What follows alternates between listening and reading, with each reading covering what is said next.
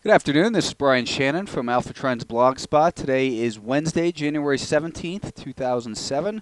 The market's closed. We've got the S&P 500 on the screen right now, and you can see that these prior high from late last year continues to be an area of trouble for this market to get past.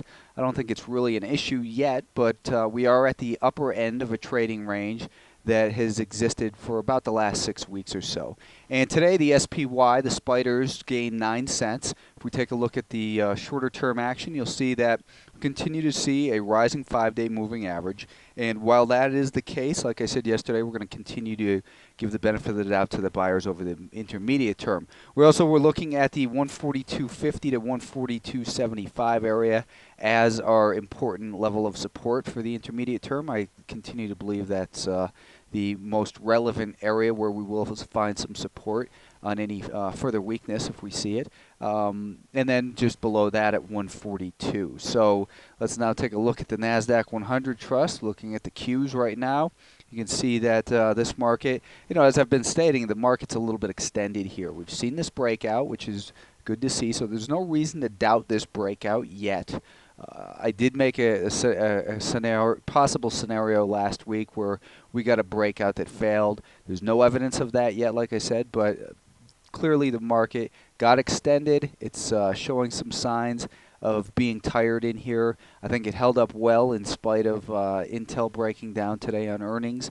And we did see the short-term support broken in here, but we do still see a rising 5-day moving average, and of course on the daily time frame, a rising 50-day moving average. So we continue to give the benefit of the doubt to the buyers in the Nasdaq. However, because the market has broken below this short-term level of support, it does indicate that the easy money has been made for this part of the rally.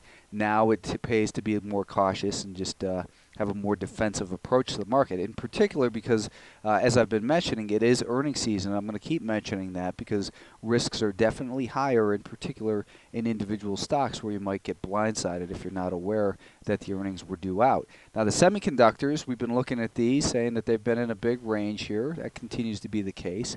And right now we saw today that the semiconductors gap down and closed down right near that middle of the range area. So nothing really happening in here for these semiconductors on the 10-minute time frame. You can see they did break that support and below the 5-day moving average, which is now starting to flatten out. So these semiconductors need to do some healing before they have any chance of heading back up again and sustaining those gains. So I think we're going to see at least 2 to 3 more days of downward to sideways action before we have the possibility of the semiconductors showing strength again. And of course, it's going to be dependent a lot on the news related to earnings for the various stocks that are reporting, like we saw with Intel today.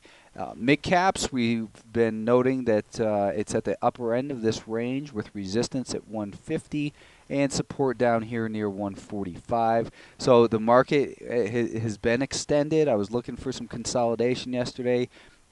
These guys actually finished up 44 cents, which is nice to see that they are holding on to those gains near the upper end of this range. The longer they can hold up in this area, the better the likelihood is that we're going to see an upward breakout on the mid-cap. So looking at a 10-minute time frame, you can see in here that we do see, well, it's tough to say. We see some really consolidative action, I think, is the best way to look at it. Our support down near 148.50, that's the area that's going to be the best support going forward because it was prior resistance, and we've also got that rising 5-day moving average in there now. So 150 is our short-term level of resistance. If it can get above that 150 level, though, we're back into multi-year all-time high territory. So these mid caps continue to be the leaders in the market overall,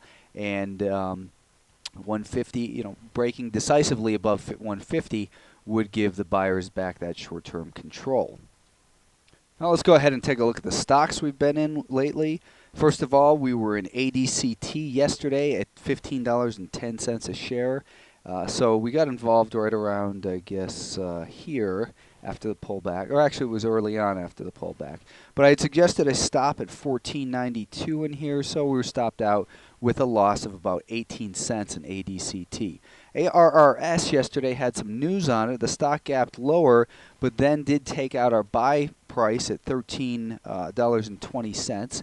And if you purchased it there, well, you woke up to a nice opening today. And I think that at this point, we could probably raise our stop to about $13.30 in shares of ARRS. FFHL, this stock we were involved at $14 a share, and let's take a look at the 5-minute time frame. Our stop was then to be today at $13.68.